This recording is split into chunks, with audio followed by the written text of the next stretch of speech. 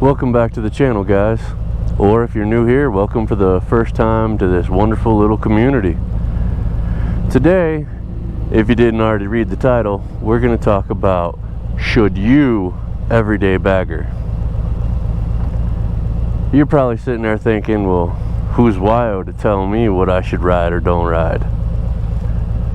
I'm nobody. You're the only one who can make that decision.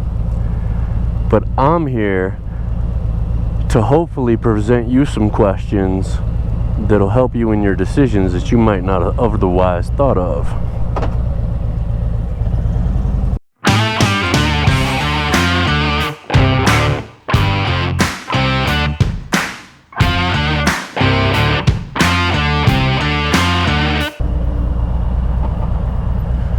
So if you noticed, when I made my very first video, I talked about how it was my last day on the Sport Glide and how it was going to be my wife's bike after that. And we also talked about how if I had chosen to stay with a Softail, that it was going to cost me just as much money at the end of the game to build a Softail into what I wanted a bagger to be. But we didn't go into any of those details, which is kind of funny because we're going to go over them now. I'm just going to mosey my way into a cozy little parking lot because my wife said to me, "Hey, what you doing tonight, honey?" I said, "Oh, I'm just going to do a few minutes of filming." "Oh, what are you covering?" I'm going to go over whether or not people should choose a bagger for everyday use over a cruiser that most people think will just zip in and out and is easier to roll with. So that's cool. So like by everyday stuff, you mean like going to work and running a couple errands and picking up some stuff? I'm like, yes, honey, that's exactly what I mean. She immediately fires back with, well, that's perfect, because we're out of milk. So we decided that instead of her having to pick it up, I would go ahead and take care of that. Man, I was hoping somebody would be parked somewhere cool so I could show you guys what a douche you can still be on a full-size bagger. You don't need a cruiser to do that kind of silly stuff. We're gonna run in here, grab some milk, and I will be right back.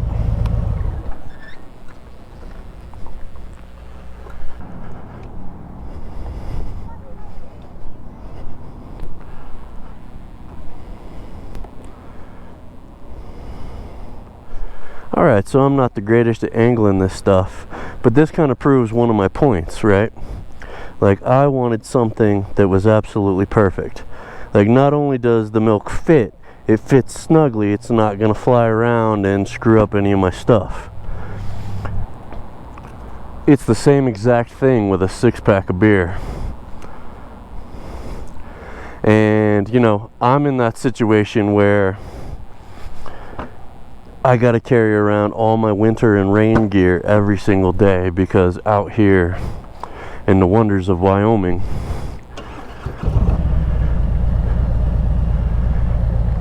now we're not discussing any of the crushing miles and any of that kind of jazz or any of the recreational uses. This is a seriously focused, objective, not subjective. It is a bagger worth 10 grand more than a cruiser if you're using it as an everyday bagger? And all these questions just kept popping up into my head before I pulled the trigger on this thing, because I knew that I could get myself a second Sport Glide, or I could get myself a Lowrider S and easily throw a frame mounted fairing, perfect windscreen, stereo, upgraded suspension, a new paint job, all that kind of stuff onto a Softail and come right around the same budget as what I was going to finish up on this bike for, if the only things that I was worried about was recreation and crushing miles. I knew that I could have just as much fun per dollar, mile per dollar, as I could have got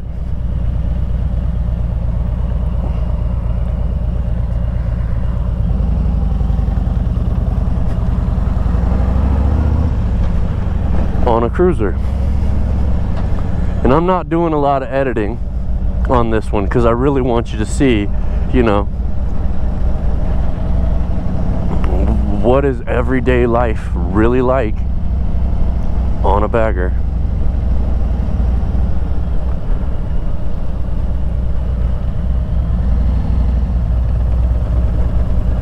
Crappy intersections, crappy bumps. You know, they don't have that fancy from the factory inverted front end and monoshock that you can get on a couple of the Softails for about 10 grand less than what you're paying on this.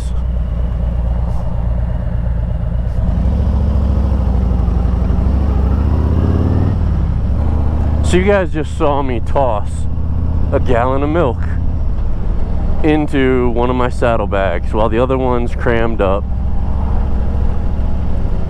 and I have just enough room in that right bag that with all my winter gear in there, I can also cram a decent sized laptop. And it's tight, but sometimes tight is good.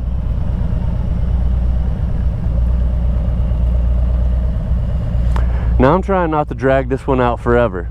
You know, there's a million different considerations to make, and a lot of it is weather, elevation, what kind of job you have, your distance to work, all those kind of things. So I challenged a handful of other moto vloggers much bigger and more famous than I am to make a very similar video from their perspective. You know, not enough to get deep into anybody's personal life, but you know, their requirements for work, their weather, the population, the type of town they're in, you know, all those kind of things. And it was moto vloggers that I specifically know have a bagger and a Softail. And I tried to even throw a couple guys that I know have Indian Challengers and a Honda Goldwing in, but neither one of them also had access to a regular cruiser. So that kind of shot that one out the window.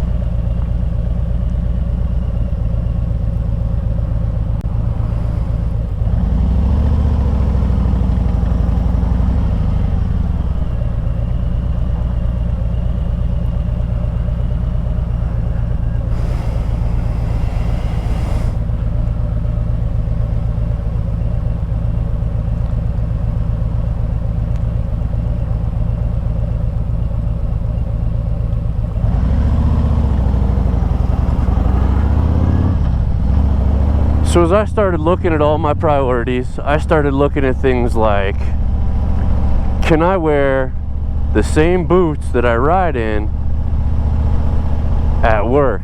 Is that going to work for me? You know, after I throw a 13-inch rear shock in this bad boy, am I also going to be able to get the right fitment in a regular set of work boots and still ride? I was able to check off yes. If I had been a little shorter, it might have been a bad call. Or maybe you sit around in an office all day and you're a shorter individual, and throwing on, you know, a set of boots with 2 or 3 extra inches of lift isn't something that you're going to be able to tolerate every single day. And maybe you don't want to change your boots after you get to work every single day. And that was what kind of sealed the deal on a bagger for me, was repetition. Like things that I got to do every single day. I need a laptop. I need to be able to wear work clothes with minimal extra gear, because I got so much winter gear that I'm gonna have to wear in the morning for about 3 months a year, just because the weather in the morning is so ridiculously different than the weather coming home from work. I do not want to be strapped to the nines in rain winter gear that keeps me nice and comfy when it's 39 to 42 in the morning, but then just be ready to pass out on the road and heat stroke out because I'm wearing that same gear and it's 92 degrees in the evening. And that's just the cost of where I live. You know, the farther you get away from the equator, the more your days shift in temperature. The higher elevation you live at, the more your temperatures change over the course of a day. So, you know, you got that double whammy when you live at 8,000 feet and you're this far away from the equator. So yeah, talking about the laptop, I couldn't get the laptop to fit in the bags that come from the factory with the Sport Glide. So I'd have had to go with something like a set of Leather Pros, and I just didn't really want that because the bag wasn't rigid enough to handle other situations. Like, I want to be able to go through the drive-thru at McDonald's, and I want to be able to toss 2 large cups in a cup holder, and I want to be able to use the pressure of folding the drink holder in half to hold 2 very large cups perfectly in position and make it 10 minutes home with my drink still intact. Ignore the missing horseshoe. I've been rerouting the brake line and the clutch line 3 or 4 times, trying to get it to match absolutely perfect on both sides. But the battery on my second GoPro just died, so we're gonna finish this thing up in one angle real quick. In the end, it came down to the fact that with all my winter gear that I gotta keep, and having to cram in a laptop, some milk, some soda, maybe some bread, I didn't have enough room, and the laptop wouldn't even fit inside the factory bags on the Sport Glide. So I'd have had to go with aftermarket bags, and I would like the rigidity that we just talked about. I would have had to go with a full-on tour pack in order to get everything that I needed out of an everyday bike if I was going to go with the Sport Glide or the Lowrider S. And I just decided, you know what? No. I want something slim and sexy every day when I'm riding around town.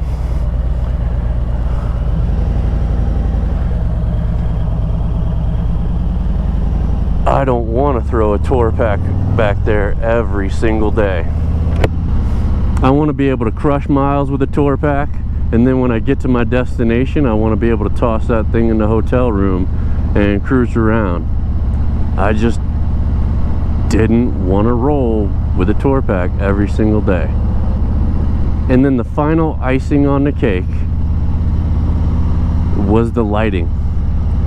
There's so many beautiful lighting options for the Road Glide. It already comes with fantastic amount of light. I tried to time this video out so that there was just enough light so that you could kind of see how bright and how much range you get out of these lights,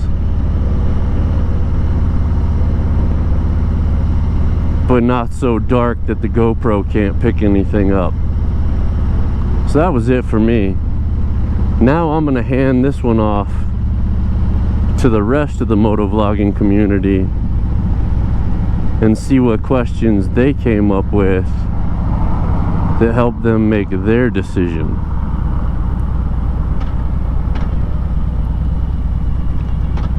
Because I know one amazing little 5-foot female badass from New York that's struggling with this very same decision right now. And her name is Heather, better known as Moto Blonde. If you're not familiar with her, go check her out.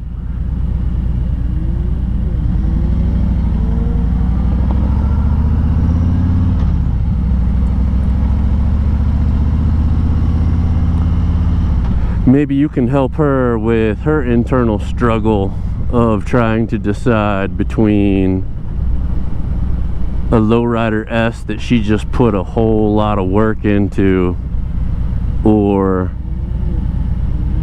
Anthony's Road Glide Special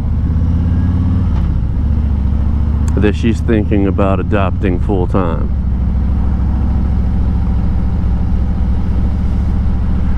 If you've got any questions or comments that you guys want to throw out there, feel free to toss them up there. If I can't answer them, I will relay those questions to the other motovloggers that are going to cover the very same question of should you everyday bagger.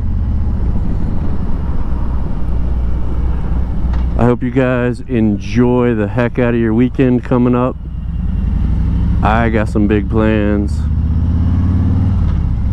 Hopefully yours are just as great. We'll see you guys on the next one.